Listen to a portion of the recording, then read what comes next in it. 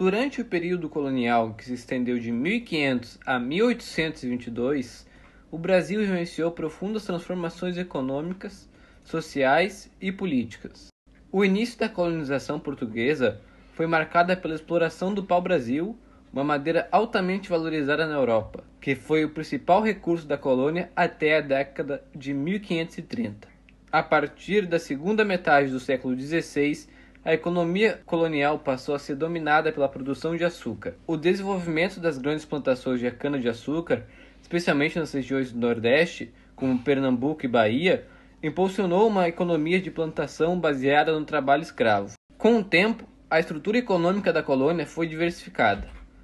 No final do século XVII e no início do século XVIII, a descoberta de ouro e pedras preciosas nas regiões de Minas Gerais, Goiás e Mato Grosso criou um novo ciclo econômico, conhecido como o ciclo do ouro. A corrida do ouro atraiu um grande número de colonos para essas regiões, transformando Minas Gerais em um dos centros mais importantes da economia colonial. As minas de ouro trouxeram grande riqueza para a metrópole portuguesa, mas também intensificaram a exploração e a opressão dos trabalhadores, que incluíam escravos africanos e indígenas. A sociedade colonial brasileira era altamente estratificada e marcada por profundas desigualdades. A elite colonial era composta por grandes proprietários de terra, comerciantes e mineradores, que detinham o poder econômico e político.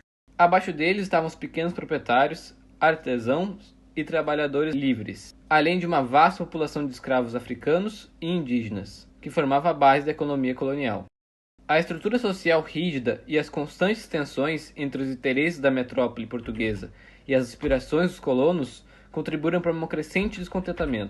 Essas tensões culminaram na Inconfidência Mineira, um movimento separatista que surgiu na capitania de Minas Gerais, em 1789. O movimento foi impulsionado por um grupo de intelectuais, militares e membros da elite local, que se opunham às políticas de controle e imposição de altos impostos pela coroa portuguesa.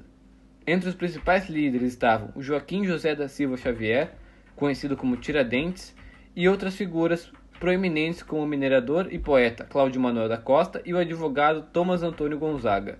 Inspirado pelas ideias iluministas que promoviam a liberdade, a igualdade e a fraternidade, e pelas recentes revoluções na América do Norte e na França, os Inconfidentes buscavam a criação de uma república independente no Brasil, que seria governada por princípios mais justos e menos excessivos. Eles planejavam uma revolta para declarar a independência e estabelecer um governo republicano, mas o movimento foi descoberto e denunciado antes de ser concretizado. A descoberta da conspiração levou a uma repressão severa por parte das autoridades portuguesas.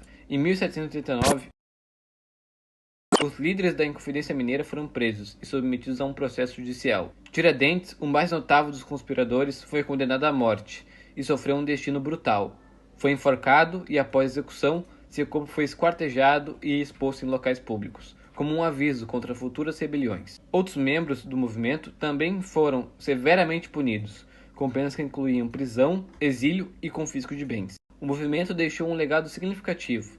Ele serviu como marco na história da luta pela independência do Brasil e ajudou a consolidar um sentimento nacionalista crescente. A memória dos Inconfidentes, especialmente de Tiradentes, foi resgatada e celebrada como símbolo de resistência e da busca pela liberdade. O Brasil alcançou sua independência em 1822, por Pedro I proclamando a separação do Brasil de Portugal, concretizando assim os ideais de autonomia e liberdade que os Inconfidentes haviam defendido.